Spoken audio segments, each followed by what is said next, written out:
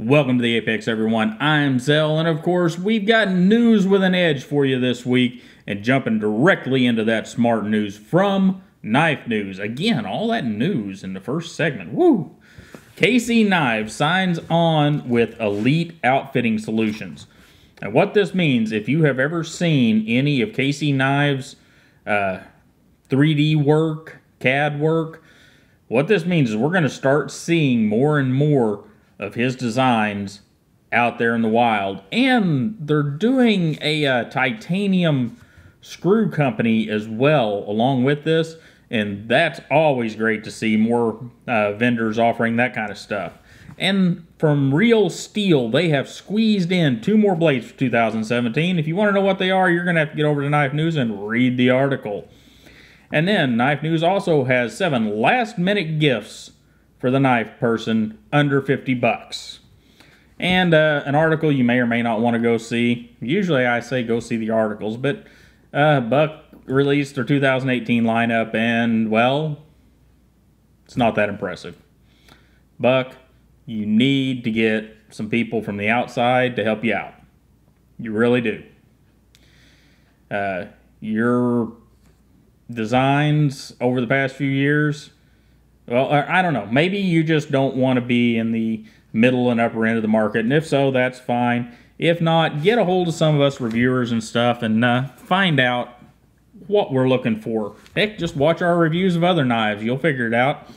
And from the truth about knives, the U.S. House passes legislation abolishing Operation Choke Point.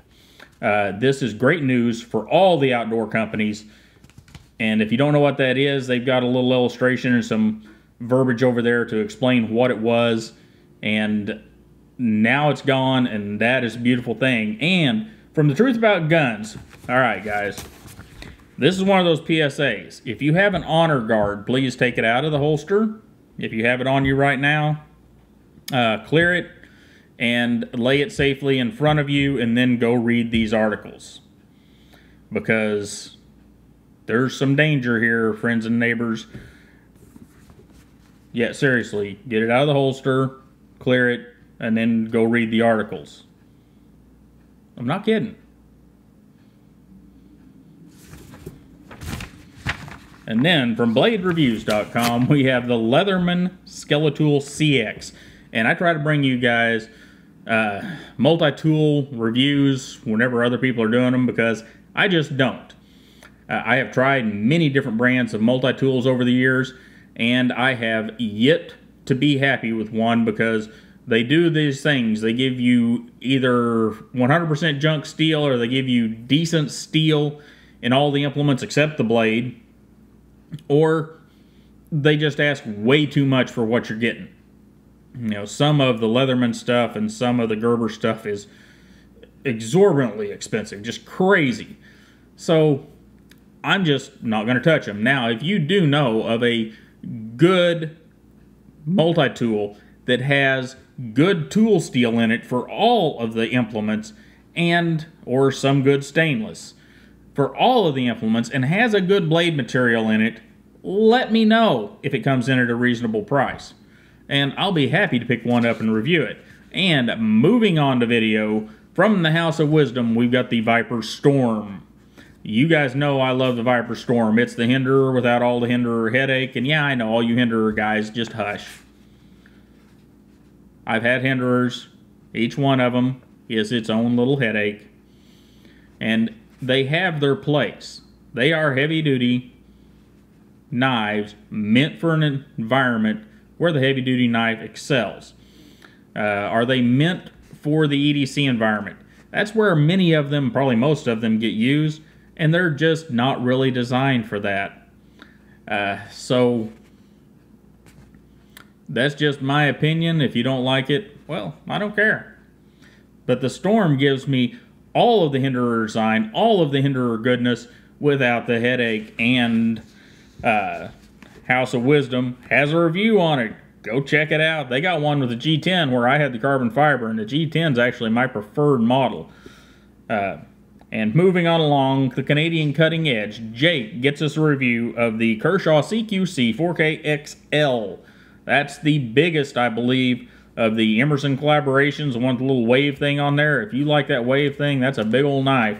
And hopefully Kershaw has got the blade centering issues straightened out on those knives. And speaking of blade centering, from Blade Centered, we got the Spyderco Little Native review. And that's a quick little video from Blade Centered. And he really covers why I'm not a huge fan of the compression lock.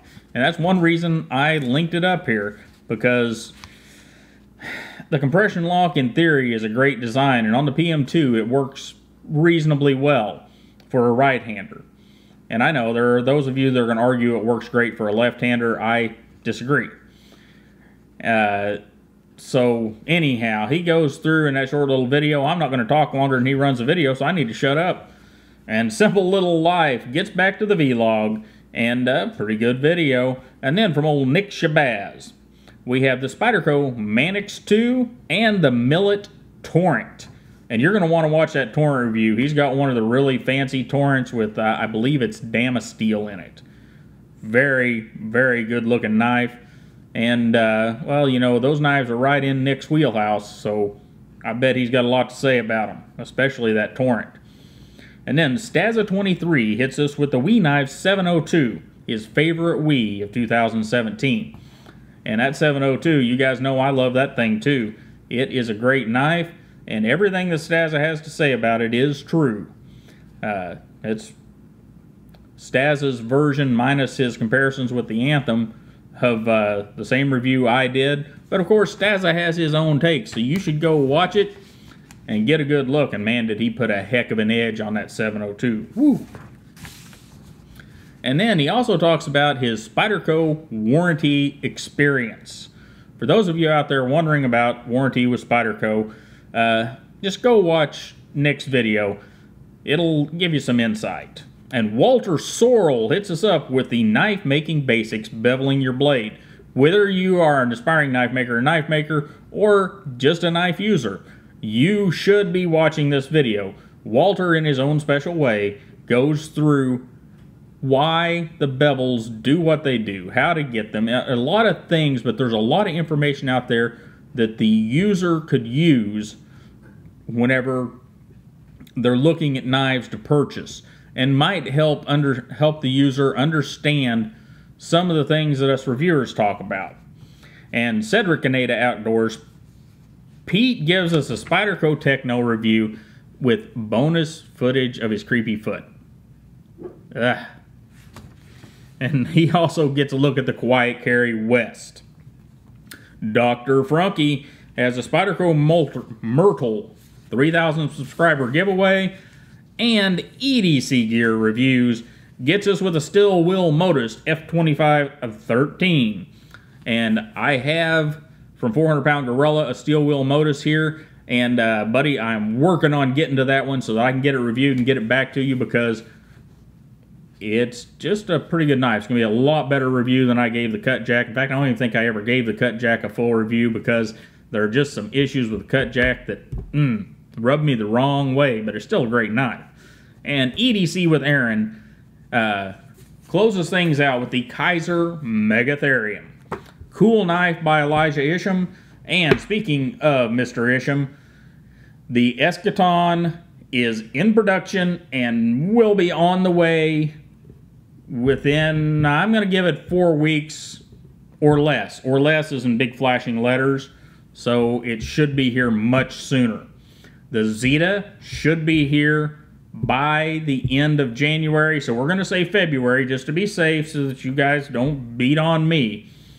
But by February, somewhere in the middle of February, we should have the first 2 Elijah Isham designs from WE Knife Company. It's been a long time in the wait. I was beginning to think they might be vaporware, but they are on the way. I have seen some of the production photos, and they're going to be, well, awesome, of course. And guys, one last thing. Videos on this channel are going to be pretty sporadic. Doesn't mean there's going to be less. There may be, I don't know. But they're going to be pretty sporadic over the next few weeks, because I'm going to try to get caught up on video. Oh my goodness. I'm looking over at the desk, and I've got a line over there I need to get caught up. I have to get caught up so that I can get some other things done instead of taking every day off I've got and doing nothing but recording video. I've got shivers to make. I've got other work to do. And so videos are going to be sporadic. They're not going to be at their normal appointed times. They're just going to show up when they show up. And I don't have any firm ideas on what's going to show up because I've got a line over there, guys, that I'm going to get through it, and then we'll get back to your somewhat regularly scheduled program, and hopefully we can get out in the shop a little more once I've caught up on all the knife reviews. And you guys have a wonderful Christmas, a happy holiday, Hanukkah, whatever you do in your house and your family. Enjoy the holiday season, and I'll see you all again next week.